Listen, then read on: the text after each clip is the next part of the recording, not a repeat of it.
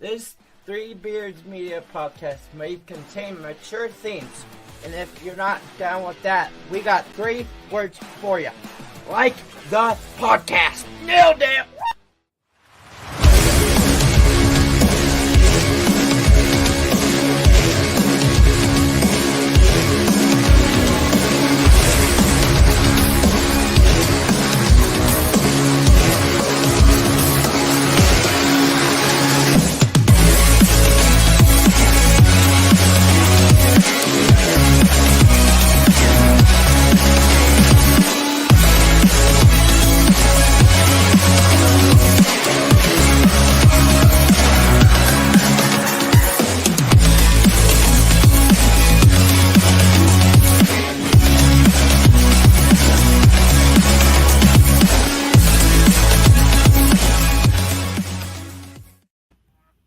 Good evening on a Wednesday. I'm Andrew Barber, and with my co-host Drew Shipley, this is Hawk's Eye View, presented as always by Three Beards Media.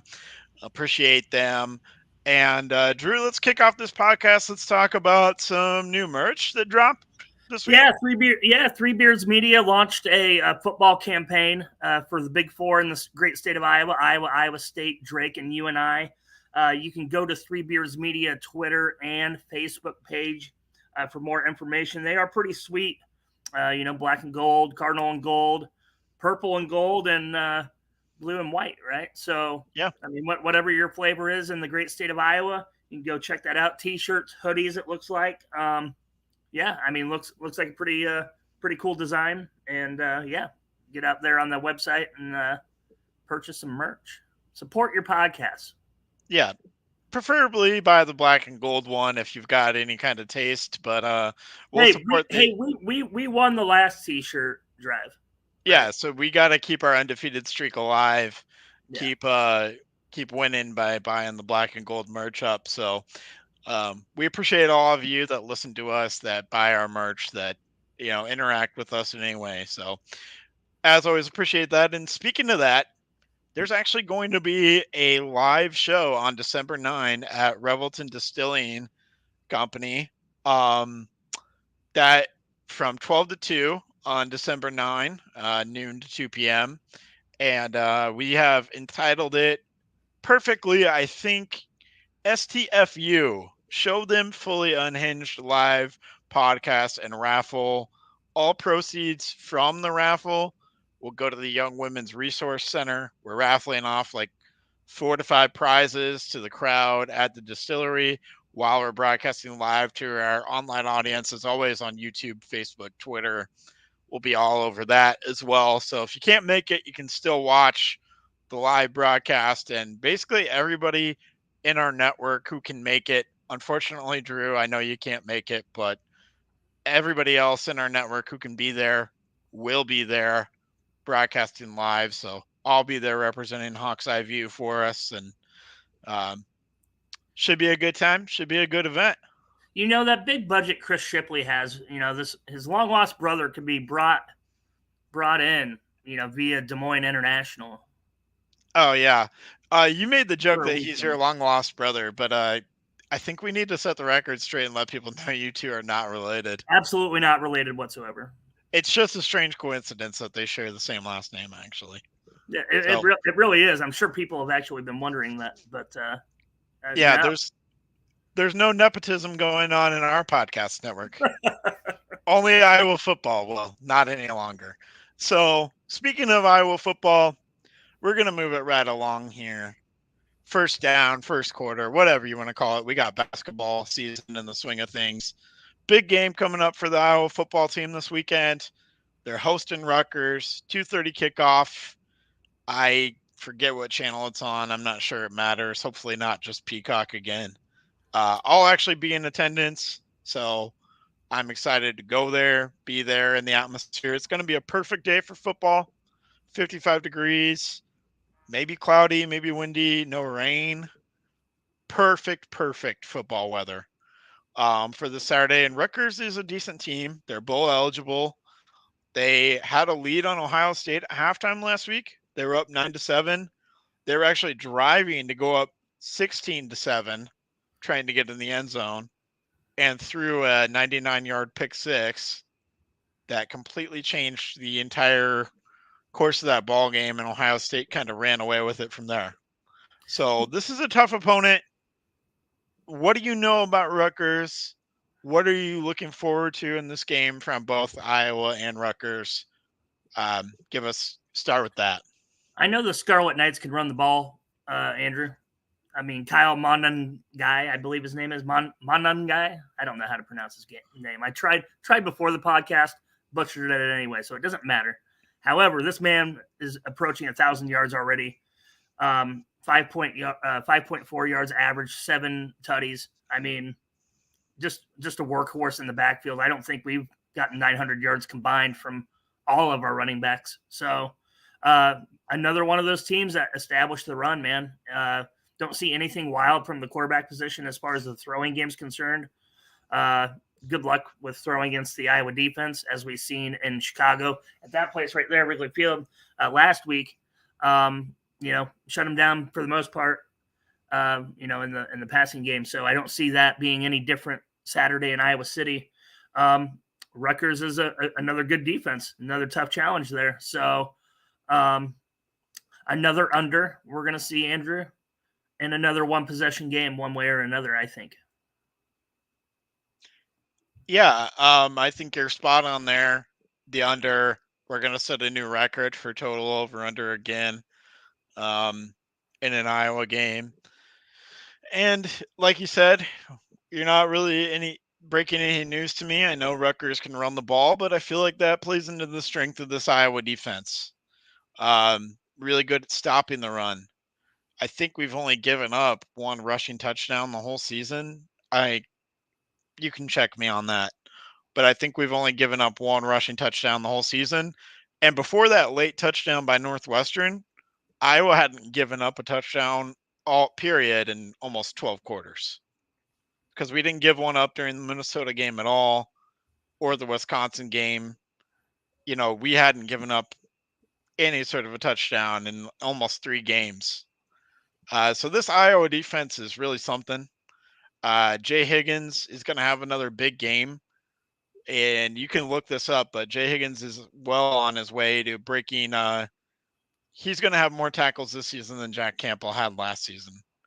He's a Butkus Award semifinalist, and I will not be shocked if he just outright wins that thing, because his numbers are eerily similar to Jack Campbell, and he is playing absolutely out of his mind. So all respect to Jay Higgins. His 1 year, he waited his time, and he is absolutely balling out in his final year at Iowa.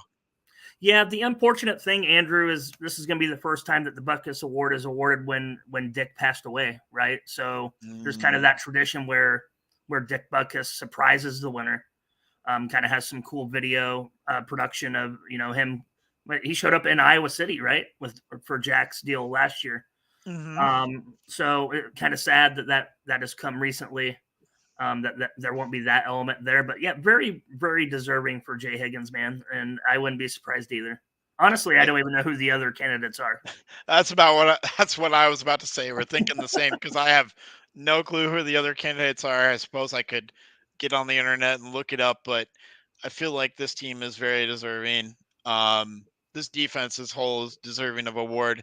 Nick Jackson's played well too. Maybe had a little bit of a struggle early on adjusting to the Iowa defense, but he seems to fit in as well. And this team is on defense and special teams. Obviously, they're firing.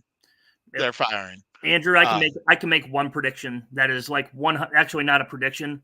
It's a spoiler. It's 100% easy money. Okay. There is not going to be a Butkus semifinalist from USC. Probably not. Probably not. Probably not. Sorry, I had to get that in there. You saw that stat too, right? The stat about how many points USC had allowed this year, and in the last 6 games, not just this year. In the last 6 games, 265 points. We've only allowed 245 all season. In the last 2 years. Or last 2 years, that's right. Last 2 years. Last 2 seasons combined. So you won't believe this. I put in a live bet in Chicago. We were sitting at the sports book at DraftKings. It's attached to Wrigley Field. mm-hmm. I put in a live bet that the over would hit over 107.5 in that game. And 52-42, so you didn't quite get there. It absolutely imploded in the fourth quarter.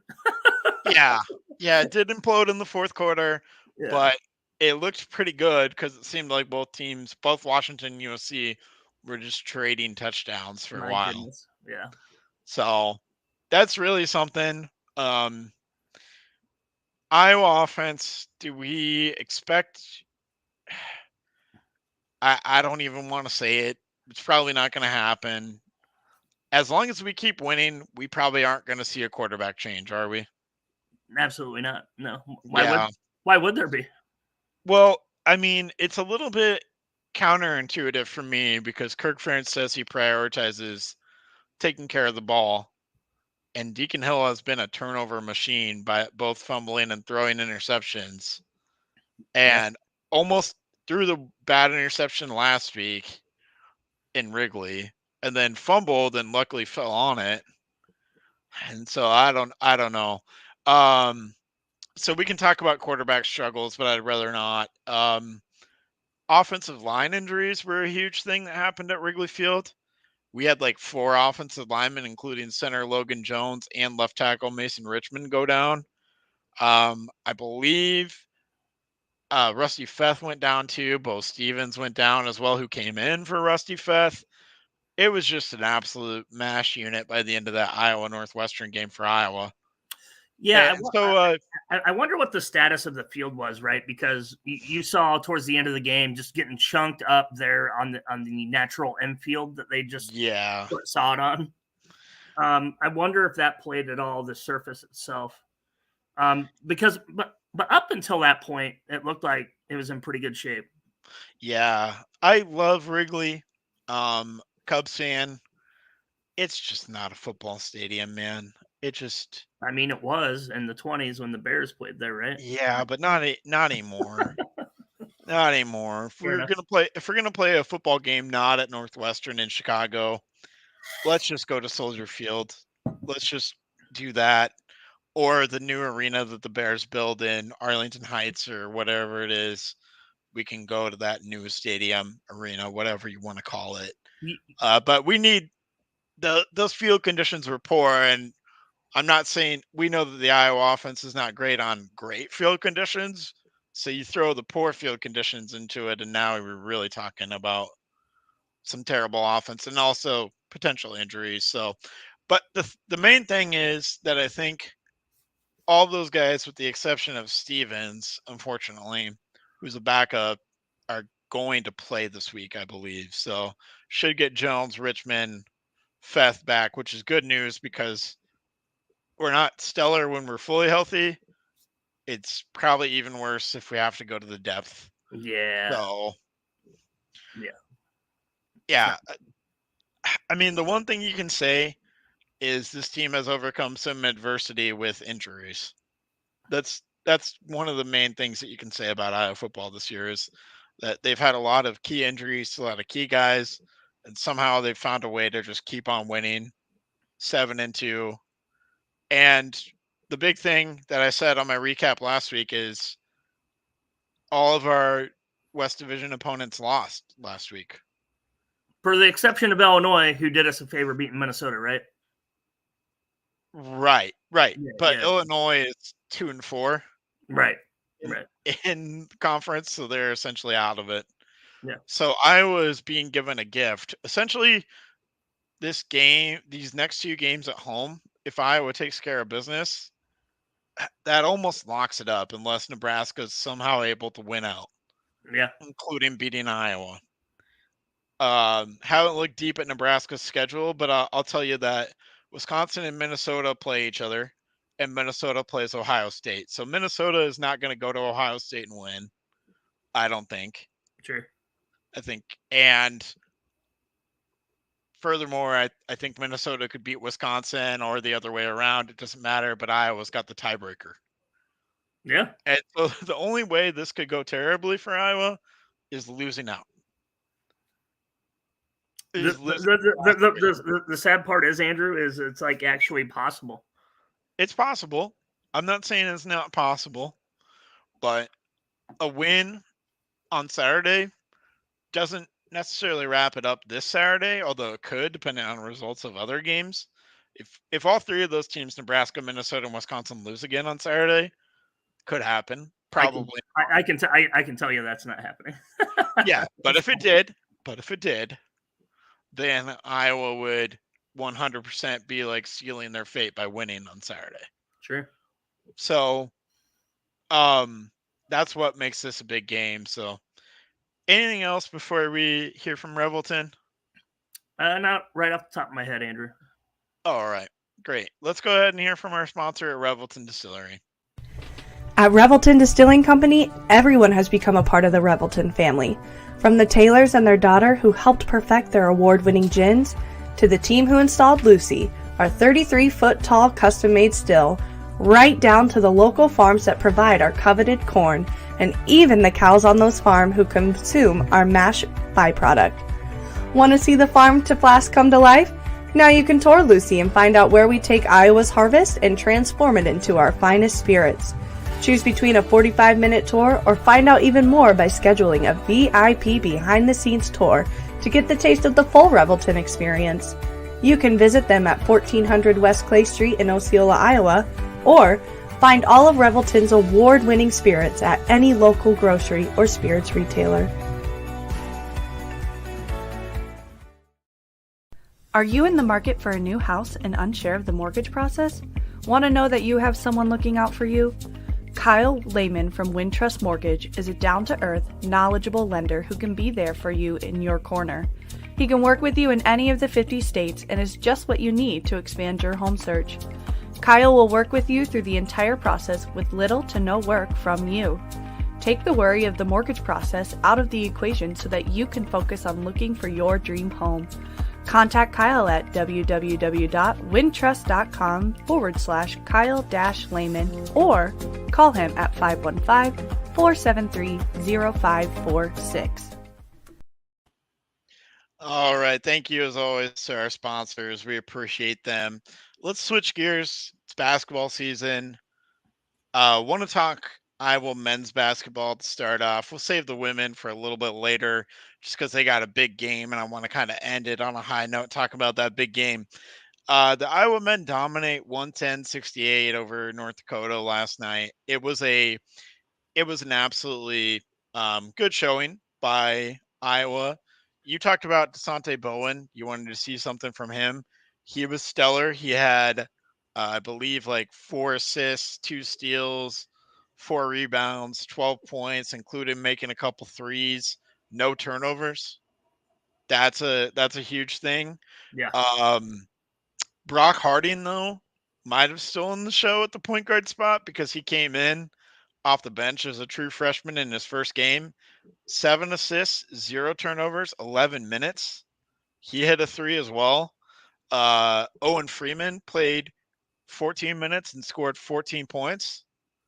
I think if Iowa didn't have Ben Krikke that they brought in from Valpo, Owen Freeman would be starting. He looks phenomenal. He has some really advanced moves for a true freshman. And the other thing, Laji Dembele came in and immediately splashed just a 3 that looked good too. He splashed a couple, and he was big on the boards.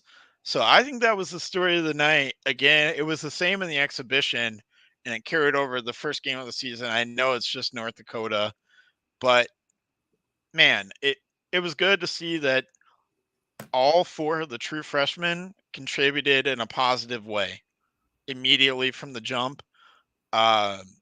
Everybody on the entire team looked like they were locked in and focused. There was no goofing around. They were out there. They meant business. The quality of opponent wasn't great, but man, any other takeaways? Did you get to see highlights or anything? Any other takeaways that you had from game 1 for the Iowa? I saw a whopping 30-second package, to be fair, Andrew. So I don't have Big Ten Plus. I probably should, but I do not. Okay. they played all 15 people. Yeah. Everybody got minutes, which is great. Ben Creaky, I like this guy. Yeah. I mean, he's gonna be a key factor on whether this team does some damage in the Big Ten tournament and makes the dance or not. Like, he's kind of, I don't know. Like, does it remind you when Philip Rebracha came here? A little bit. Yeah, a little bit. Undersized, but like he's got the skill, he's got the positioning. Like he looks natural out there. Like he doesn't need a lot of. I think he needs experience in Power 5. That's what I think he needs. Yeah. I mean, he was Missouri Valley Conference Player of the Year candidate for multiple years in a row at Valpo. Missouri Valley has some good basketball. In game 1, he scored 18 points, had 6 rebounds, 8 for 13, hit a 3. That's a pretty solid night for game 1. Again, Summit League competition, but I think it's encouraging that there's big men that Iowa can go to. They can bring in Freeman and Dembele to back up Cricky. And Evan Bronze is a walk-on that didn't play because of an ankle injury, but they like him too. He came from Belmont, played at Iowa City West with Patrick McCaffrey on those teams that won state championships. So there's familiarity there, but he's a big 6'10", 6'11" body that they can throw in and bang around. So they really have 4 bigs this year that they can throw out there. Whereas last year it was pretty much pray Rebracha doesn't get into foul trouble because there wasn't a lot backing him up. Right. It was Mulve, Ogundele, and Ogundele no longer with the program. Mulve not really playing unless we're blowing teams out. So yeah, I liked that. The one other thing, my other main takeaway was we forced 19 turnovers in game 1. And I do have Big Ten Plus, and I watched this, and it wasn't just North Dakota being sloppy with the ball and a lot of unforced errors. It was DeSante Bowen, Brock Harding, Tony Perkins, Josh Dix choosing to challenge the ball and constant ball pressure on the perimeter that really rattled North Dakota. I don't think we can do that to every single opponent throughout the season, but it was good that they showed something on defense. It doesn't need to be an elite defense. It's the opposite for Iowa basketball that we talk about with Iowa football, right? We need an average defense. We need a 75 level out of 300 some school defense, and we're going to make the second weekend of March Madness. I don't know if that's possible, but if we do, the offense is not that far off. They're going to be top 20 again. I can already see that. So I can't say that's where they're going to be for the season, but it was an encouraging sign at the very least. My biggest concern, Andrew, has been what the tournament has showed us the last decade, and that's Big Ten teams faltering in epic proportions in the big dance. Mm-hmm. Epically, number 1 seeds losing, Purdue, like no business, like every damn time. Michigan State, the narrative, I think I said this last week, the narrative, Tom Izzo in March. Nobody wants to play Tom Izzo in March.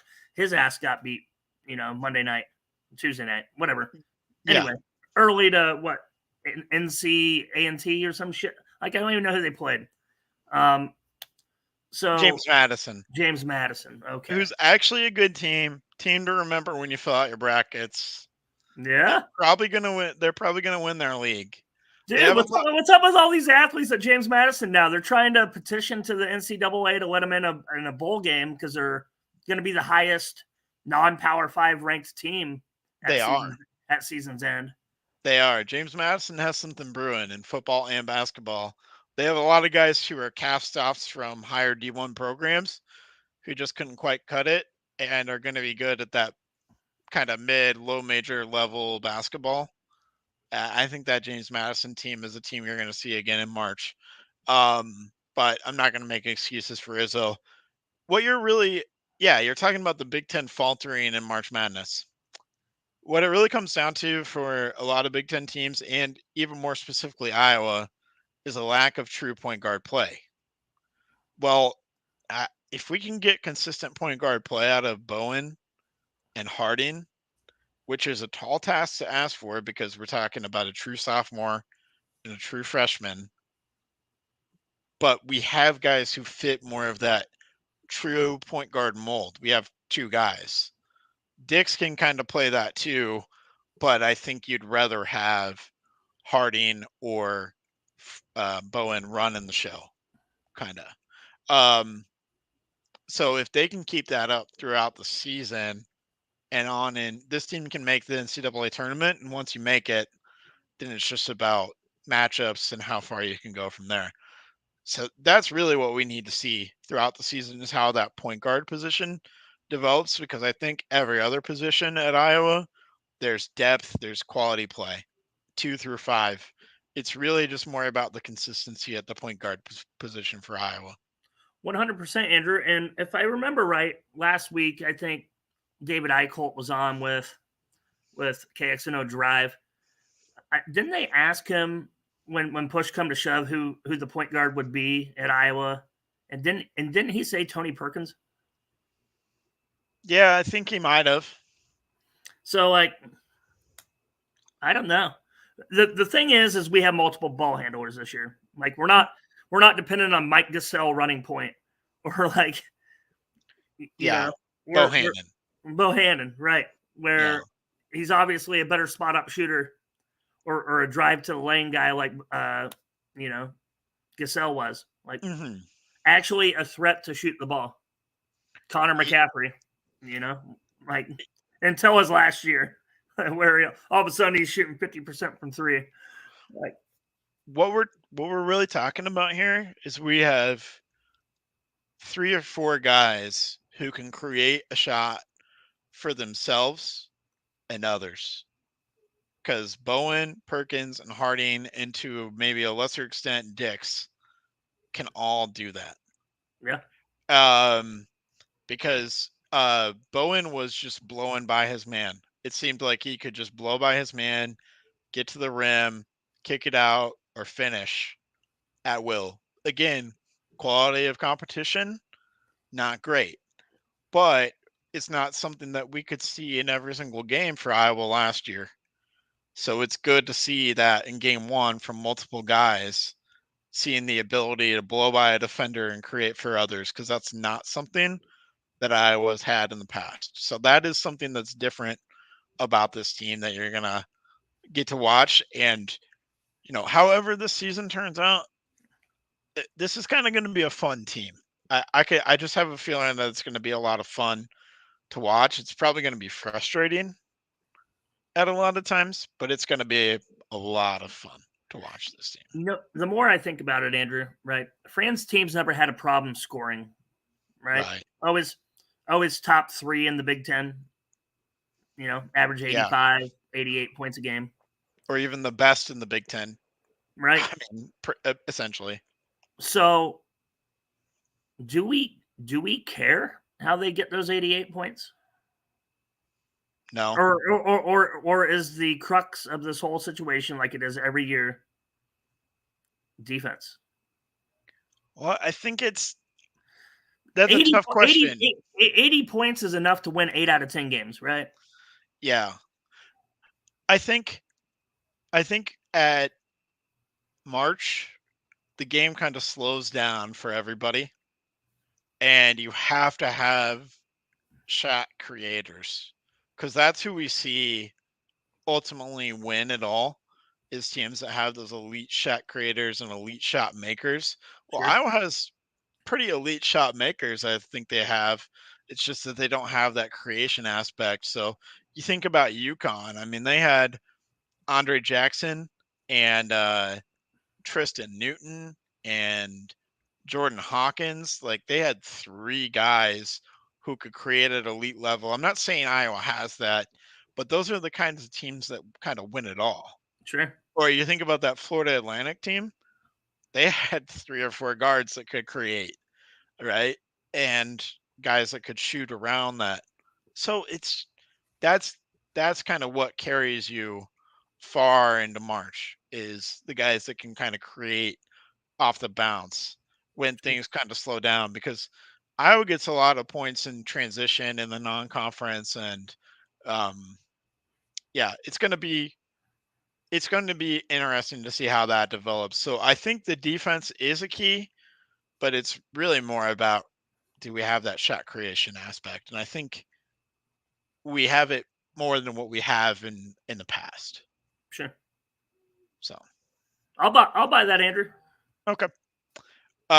So next week, Tuesday against Creighton, going to be a great game because both teams scored over 100 points. Creighton made 18 threes. I think Iowa made double-digit threes in their game as well. There's going to be a lot of threes next week, Tuesday in Omaha, for the Iowa men against the Creighton men.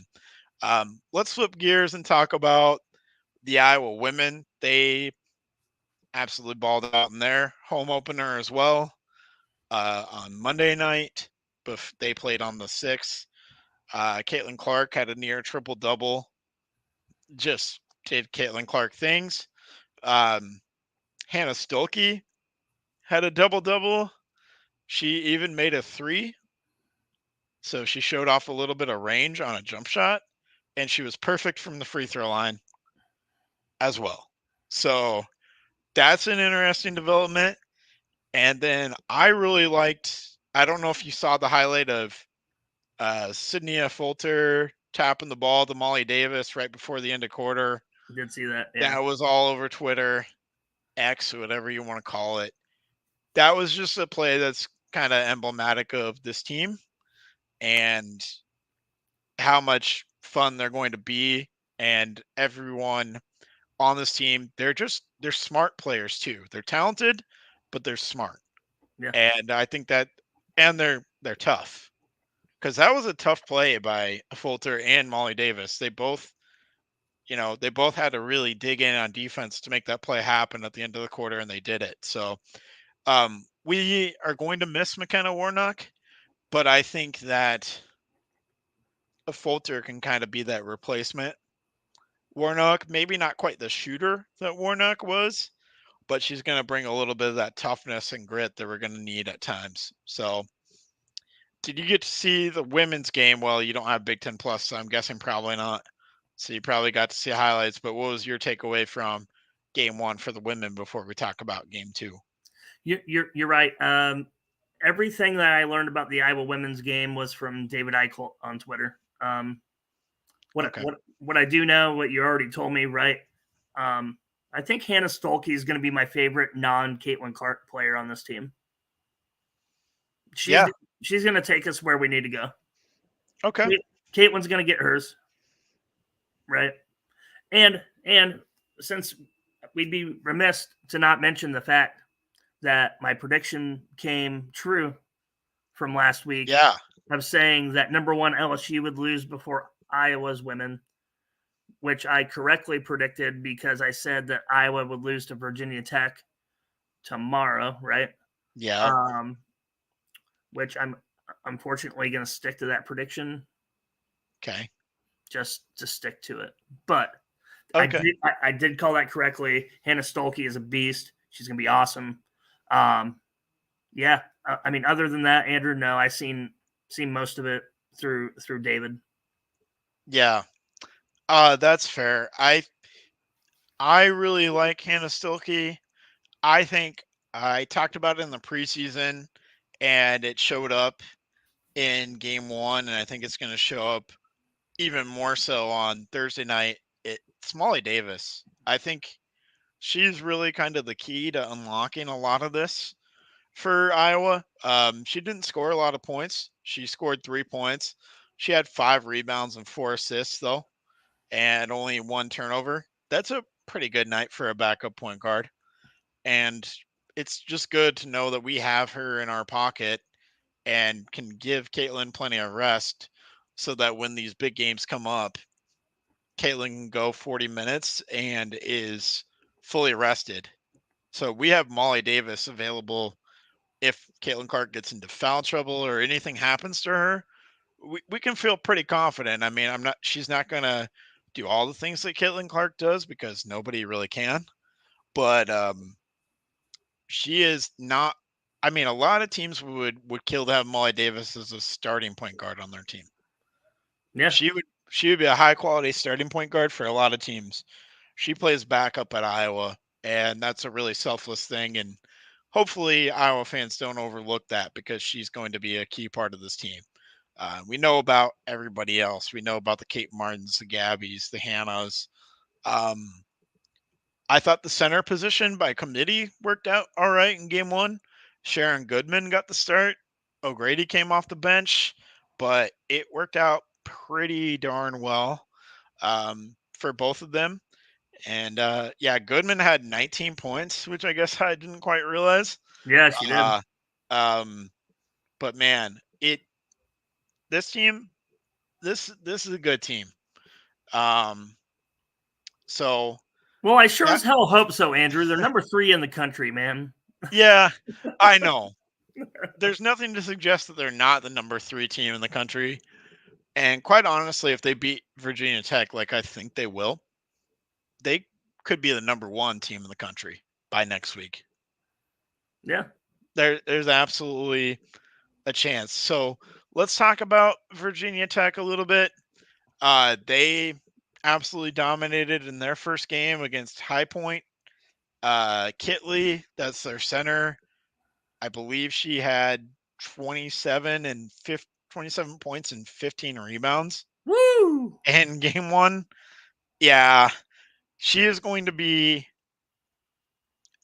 I mean, Goodman and O'Grady, and to a lesser extent, Stolke are going to have to really be on point in containing her. She's 6'6", a senior, so she's really big, skilled, got a lot of moves. So, yeah, I'm just double checking. She had 27 and 11, not 15. Still a great night against High Point. And then Georgia Amore is their guard who kind of does it all for them as well. And they've got a couple of other good players as well. I don't know maybe as much as I should about the Virginia Tech team, but I think this is going to be a pretty tough challenge for the Iowa women on Thursday night. Yeah, I mean, they were in the Final Four last year, right, playing LSU. Yeah. So, I mean, we know that they're a caliber program that is capable of being a top 5 team as well, which they're number 7, is that right? They're number 8. Okay. So arguably, they beat Iowa. They might be number 1. I don't know. Probably not going to jump from 8 to 1, but they're going to be a team that we're going to hear from. And they're going to be right back in the conversation of being a Final Four team again this year, just like Iowa. Iowa's going to be in the Final Four conversation. So is Virginia Tech. So was LSU, even though they took a loss on the chin on opening night. And UConn, Paige Beckers is back. So, but this is just a really good test. And it's going to be really awesome that this game is in Thursday night primetime slot on ESPN2.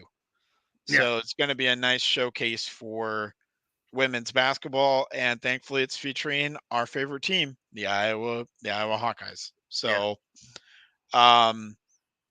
you're sticking with your preseason prediction of a loss. Do you care to put a score to it for a bigger game like this? Let's go 82-78 Virginia Tech. Okay. I'm going to go 95-81 Iowa. That's pretty convincing. I think Iowa kind of pulls away late. I think maybe it's a little bit of a situation where Virginia Tech fouls Iowa and Iowa just makes some free throws to extend it a little bit more than what it is. This game's maybe a little bit more nip and tuck. Maybe some Caitlin Clark threes late that kind of push Iowa over the top. But yeah, I think it is a rather convincing win for the Iowa Hawkeyes here. I think Kitley will get hers down low, but I don't really see how they're going to stop or even really slow down Caitlin Clark on Thursday night. So And if you do, maybe Hannah Stolke continues showing us her progress as well. Might be a night that we need Gabby to shoot well, but I think she will. I think Gabby and Kate will bring it for this scenario. So I think it's going to be a good night for women's basketball, but ultimately I think Iowa's going to pull it out and win.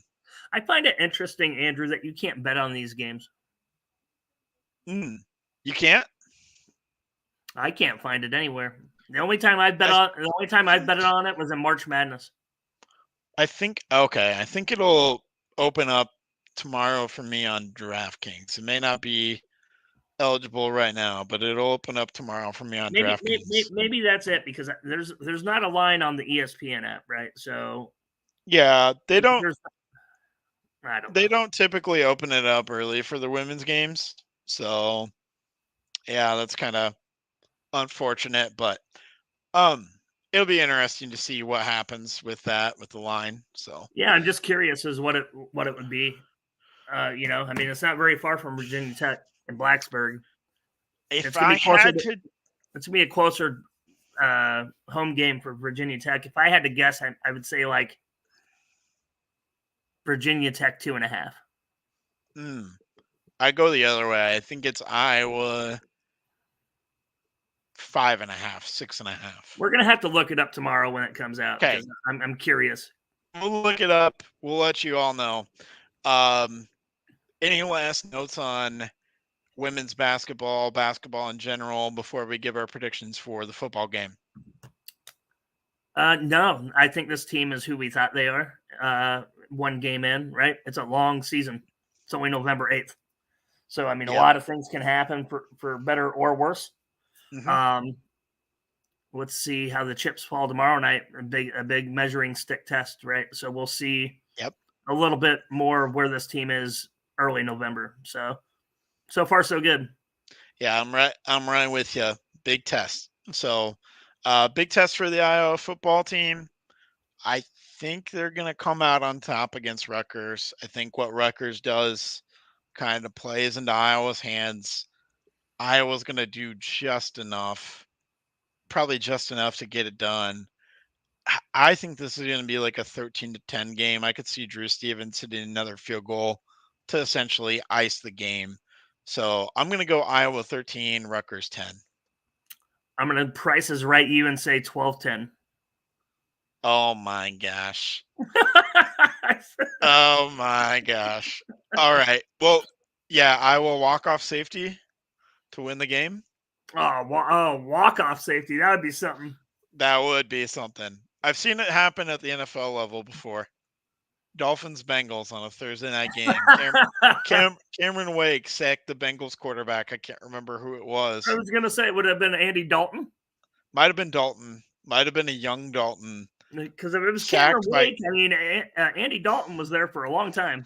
Sacked by Cameron Wake and walk-off in overtime, I believe. Dolphins win. You know what, Andrew? Why not? You know what? Why not? 12-10 walk-off safety. Wouldn't that be the most Iowa way to win a football game? Yeah, because it's still the under by like a mile. So. Yeah, 12-10. So here we go. Looking forward to it. Thank you, as always, everyone, for listening in. You can find us wherever you get your podcasts, Apple, Spotify, tomorrow. You can find us on Facebook, YouTube. Check in for the live show on December 9. I'll keep plugging it away. Check out some of our other podcasts as well. We put on a lot of great productions here at Three Beards Media. So thank you, as always, for listening. Good night and go Hawks.